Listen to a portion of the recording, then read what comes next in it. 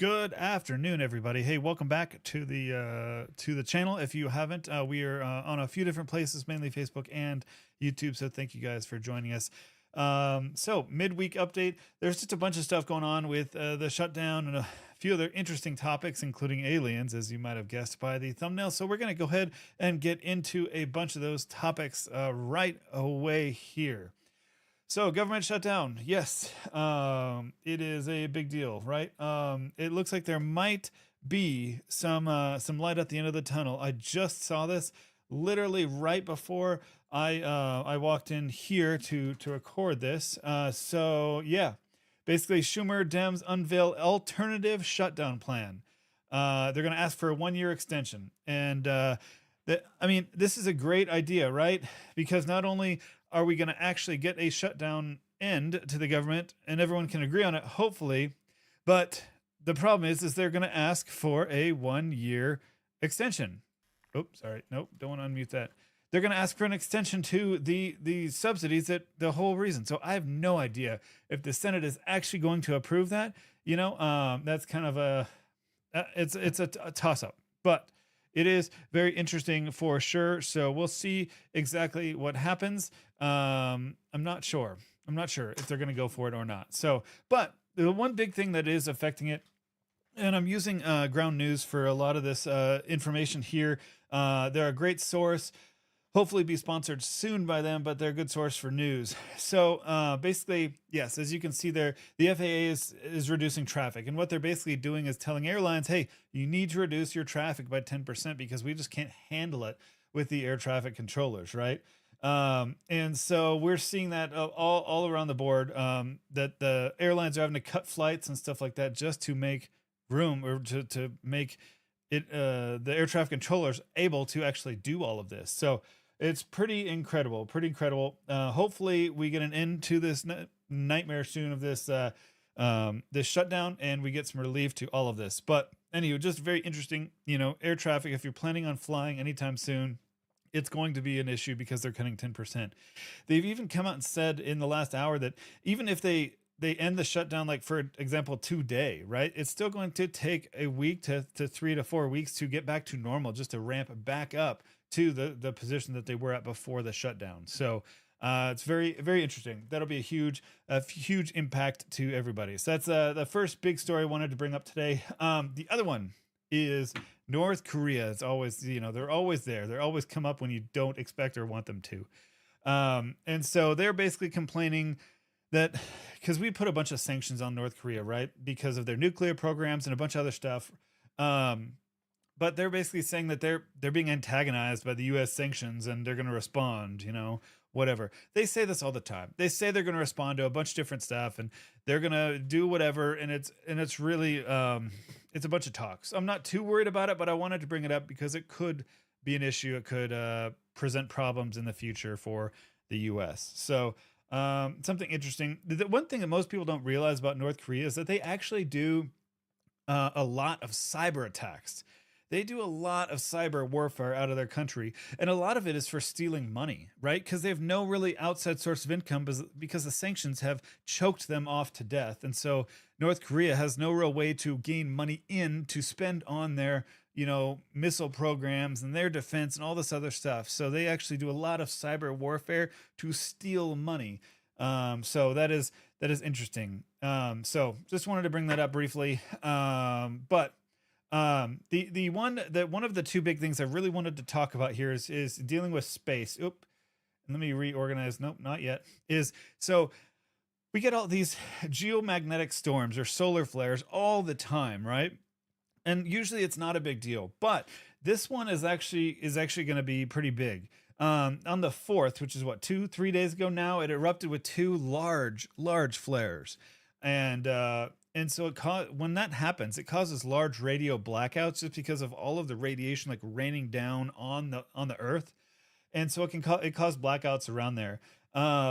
And basically whenever there's also another warning for more coming up on yesterday and into today, which could cause more radio blackouts. So and when there's radio blackouts, because it's not necessarily you're not necessarily only thinking about like planes and radios when talking to each other like over the ocean, We use a lot of over-the-air transmission for data, internet, voice, all sorts of stuff that could be affected by this kind of thing. And so it's something to keep an eye on for sure, especially for, kind of our type of grid down scenario mindset type of thing, is that we need to be aware of this, and be aware of, blackouts that could happen. And so that's why I always recommend things, like a Meshtastic radio that's more of an off the grid type of communication device for families. We have them for our family. We have one in each car, one at home, all of that stuff. So we can communicate if we need to.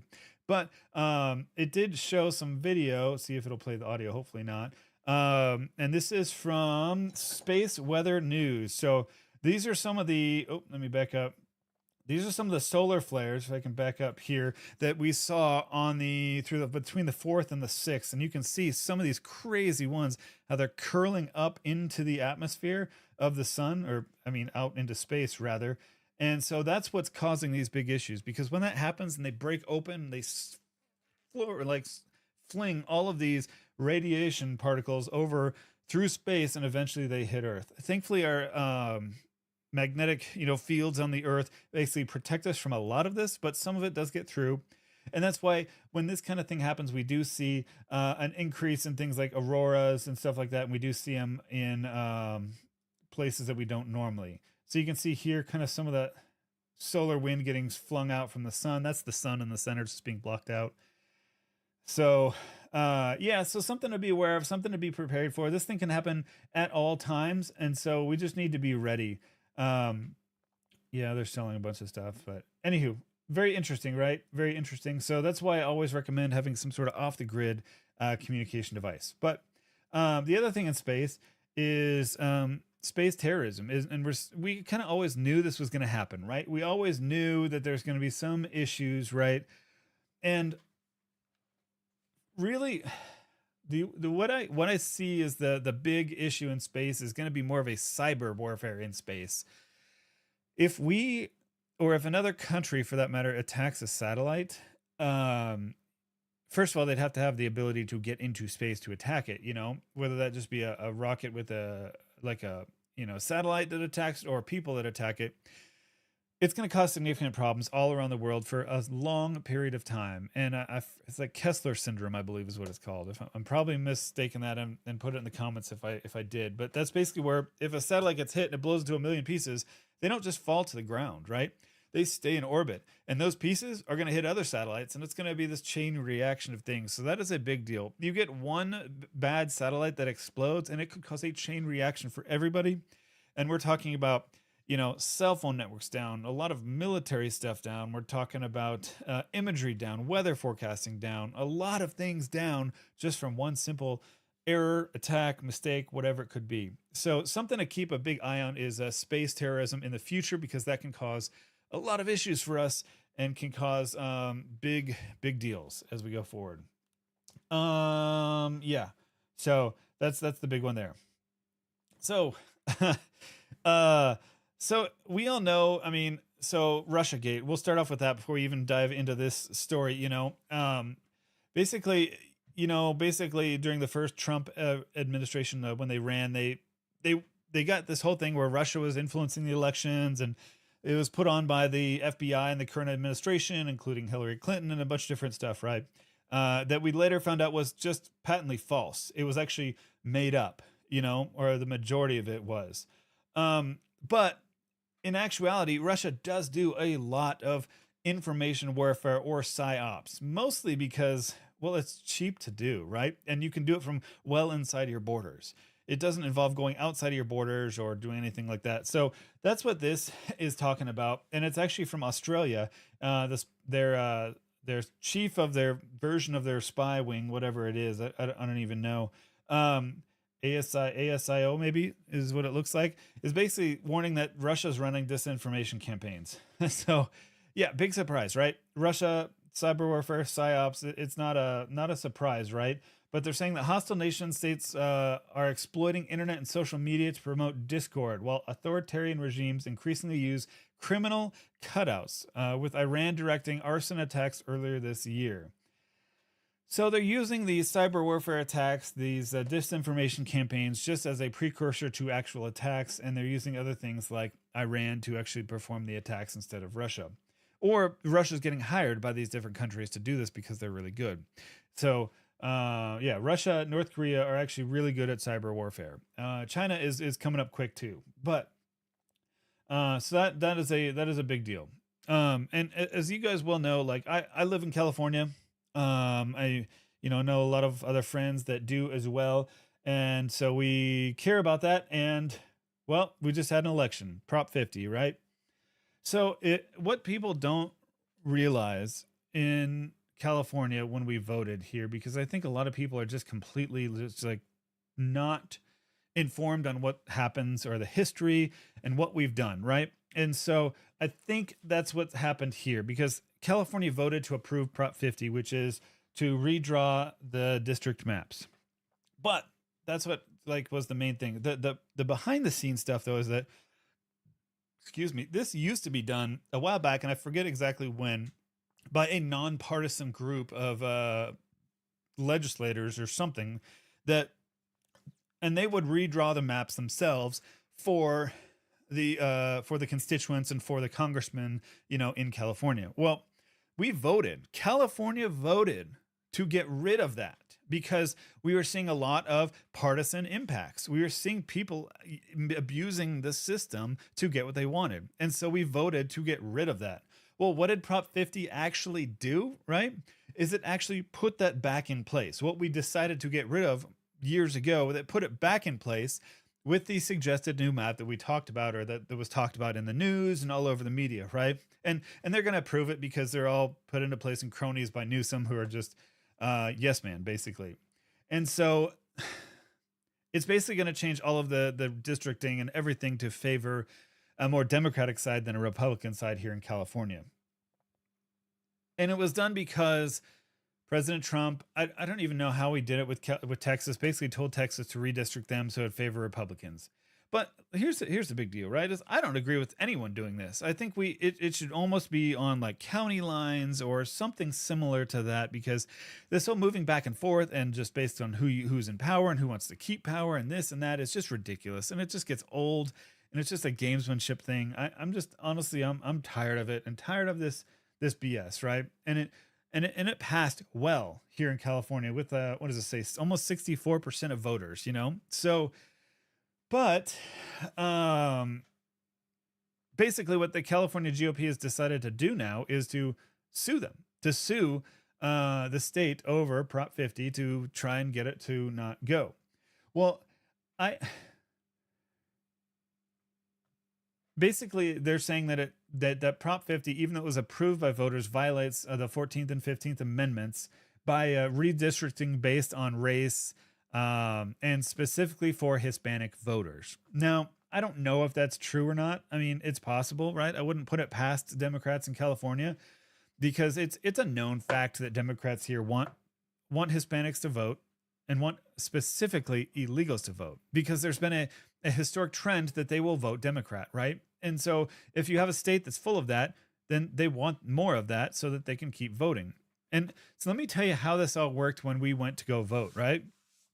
And it may be different states or different areas, but when we went here in San Bernardino County to vote, we didn't have to show any ID, right? Which blows my mind, that they don't check even that your name is who you say you are, right? Not that you're a legal resident, but just that, hey, I'm Scott. Oh, your ID says Scott. You're good to go. Not, or hey, this address that you gave is your address. No, nothing.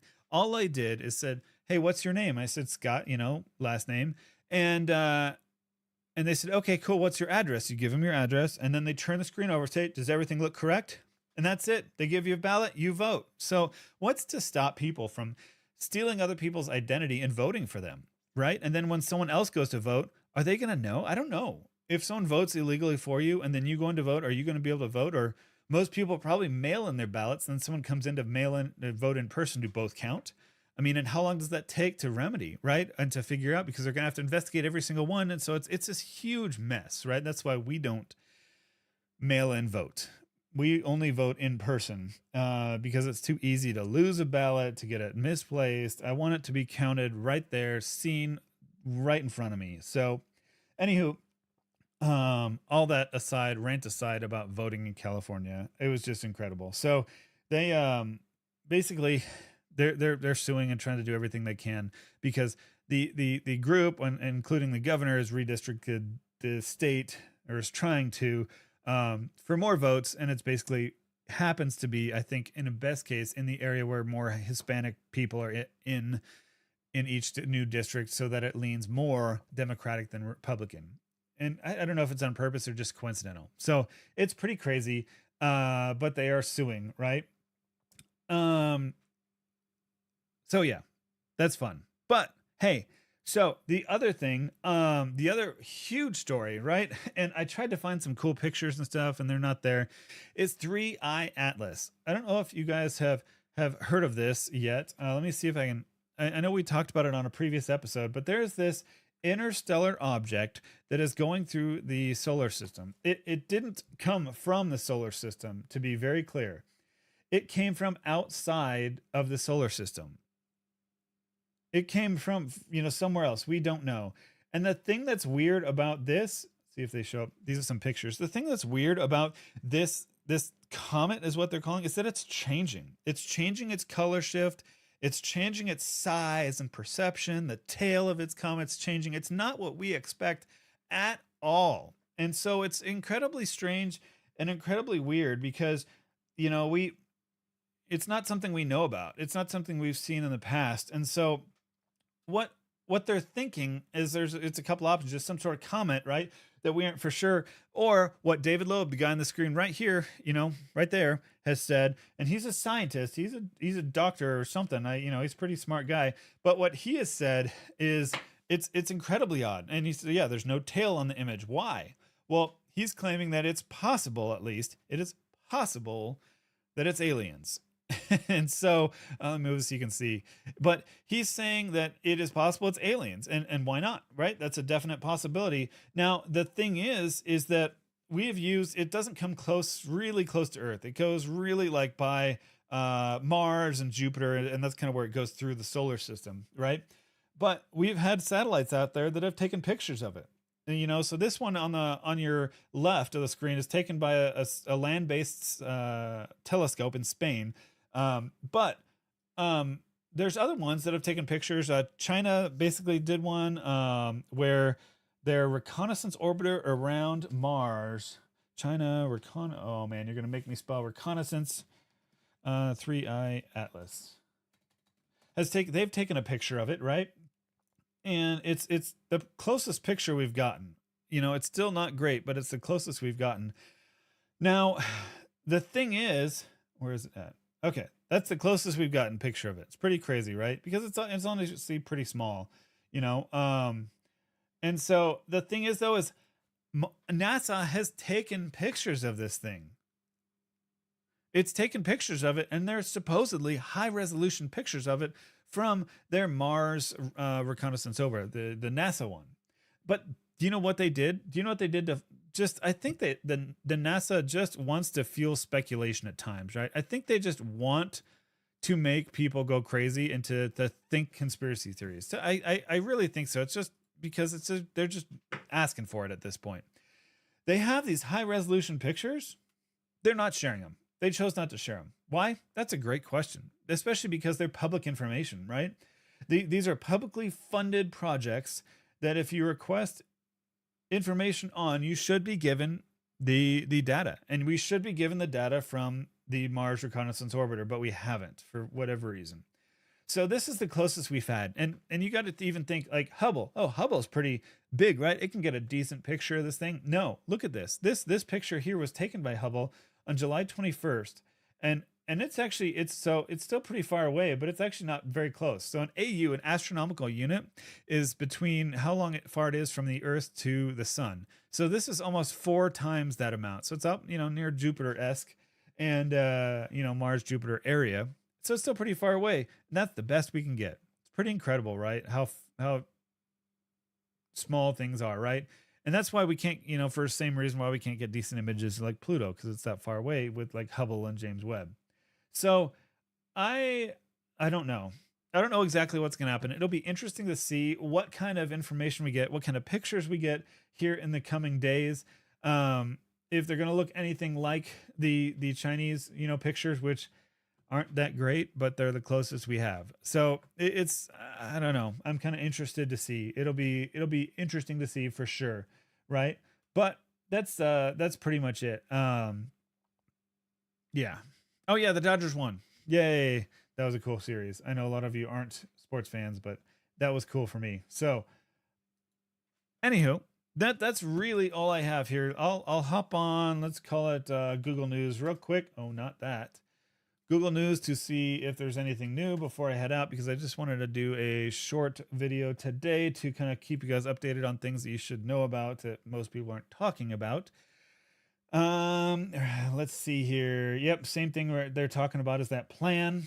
Well, yeah, and the thing is with the plan for the shutdown, like the new deal here they've been talking about, the Republicans haven't responded yet at all. So we don't know. Are they going to approve it? Are they going to go for it or not? Which I don't know. I don't think they will, but that's just a thought. And let's see, appeals. Yeah, so there's a fight about paying for SNAP benefits, and I don't know where the money is coming from to pay, because they said they're going to pay, and then Trump is saying, no, don't pay, because there's got to be money from somewhere, but we can't pull money because there's no money to be given. So it's kind of weird. Ooh, that'll be interesting. And it's not really a topic for here, but Supreme Court taking up case of challenging legality of same-sex marriage. So that's wow, that's a touchy one right there. So, oh yeah, this is good. Ooh, okay, hold on. We'll get to that in a second. Here we go. This is a good story.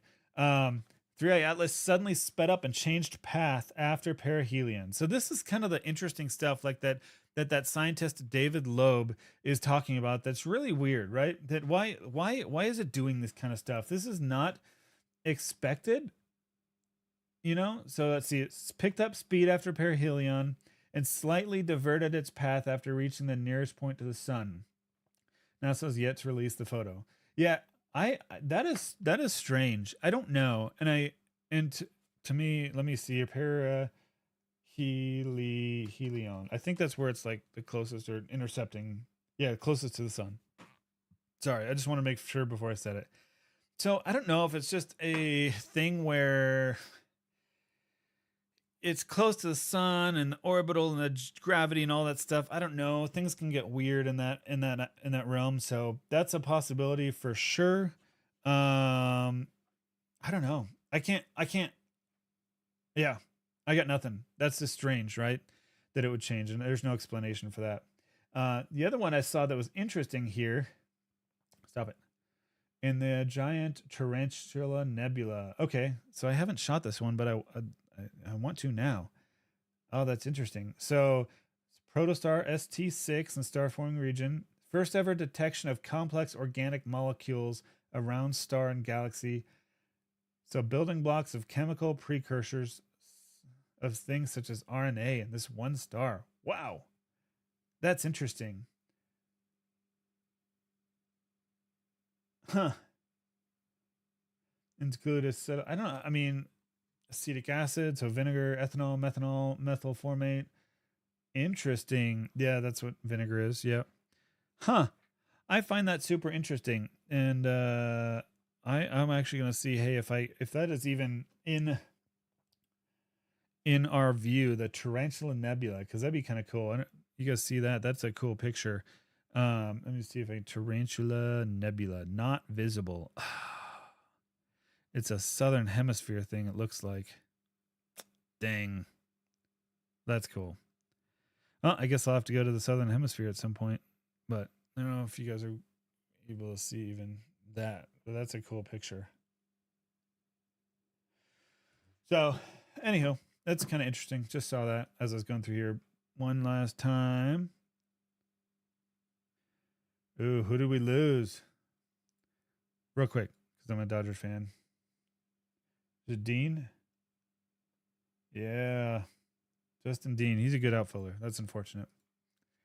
Let's see here. Receives friendly firmware patch, sped up, live updates, flights canceled. Yeah, no kidding. You know, if you guys are gamers, Grand Theft Auto 6 is postponed again. Yeah, I've heard that a few times. That's kind of interesting, right?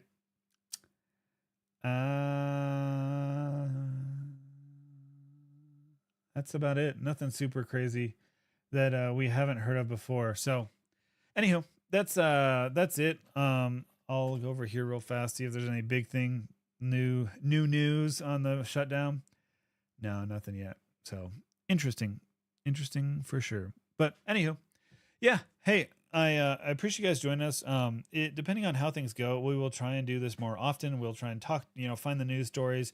I highly suggest Ground News. I am not a sponsor yet, but hopefully in the future. So we'll see how that goes. I'll let you guys know. But check them out, Ground News, and we will go from there. So thank you guys once again for joining us. We really appreciate it. Make sure you're subscribed on YouTube if you're not already, because we'll have all of our updates there, and you can catch us live anytime we go there on YouTube. We'll drop the link in the description here as the video is ending right about now. All right. Thank you guys so much. Make sure to subscribe, and we'll see you guys later. Bye.